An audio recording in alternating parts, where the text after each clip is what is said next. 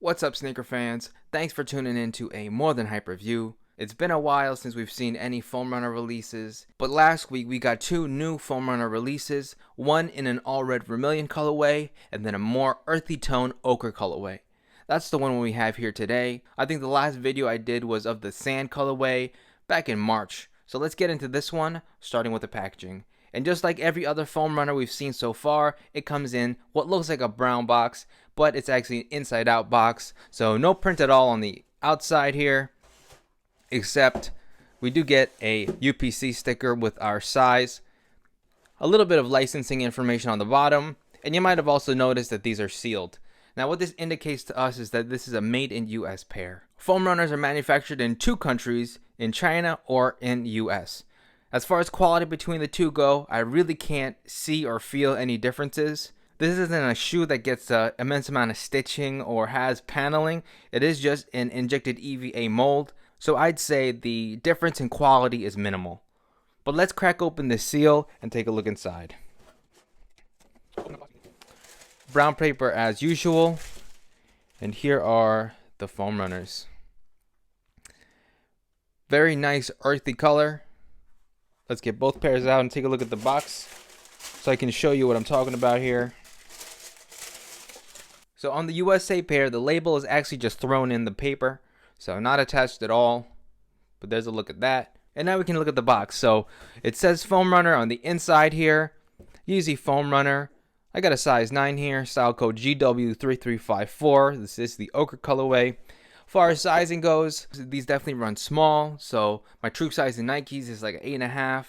In Adidas, it's an 8 or 8.5 depending on the silhouette, but in Yeezy foam runners, I always get a size 9. That's the same size that I wear in Yeezy 350 V2s, so if you have a pair of those, go with that sizing. As far as women's sizing goes, in Adidas, the size conversion is always one full size up, so this size 9 in men's would be a size 10 in women's. Alright, now let's take a look at the shoes. Even though I already have a pair of foam runners, these are still crazy to look at anytime I get a pair in. Just the shape of them and just the design itself is definitely out of this world. Definitely looks very alien-like to me.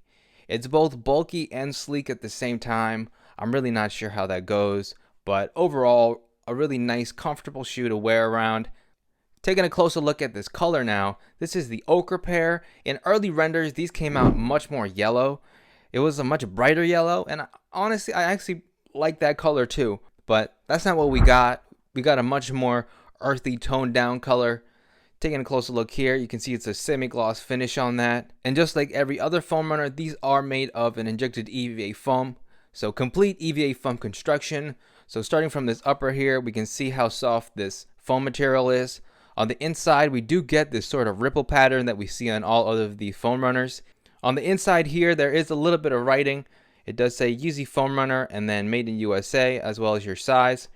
You also see that ripple pattern around the ankle here, so that keeps your foot in place and prevents heel slippage. You can kind of see from this angle here that this heel portion is sloped inwards a little bit, and that's just another reason to size up. And being that these came out of EVA mold, we can see the seam here right around where a midsole would be. So splitting the upper and this outsole here, and taking a look at the outsole, we get this really interesting wavy pattern with these sort of canyons or craters, and these are really compression zones for the foam itself. Being that the design of the foam runners are so striking in and of itself, it really doesn't require any sort of branding at all, but the only little logo you get is on the heel in this little hole here, and there's your Adidas logo. Now, if you're considering getting a pair of the ochre colorway of these foam runners, you're probably also considering the sand pair. So here's just a quick side-by-side of the two, and as you can see, definitely a much darker, earthy tone on the ochre pair versus the sand colorway. In fact, when you look at them side by side, the sand colorway almost looks white, but I can assure you that is not the case. The sand colorway is also a little bit more of a creamy bone color, definitely not white. So that brings us to the end of this review. Thanks for watching. Don't forget to like and subscribe for more sneaker related content, and I'll catch you on the next video.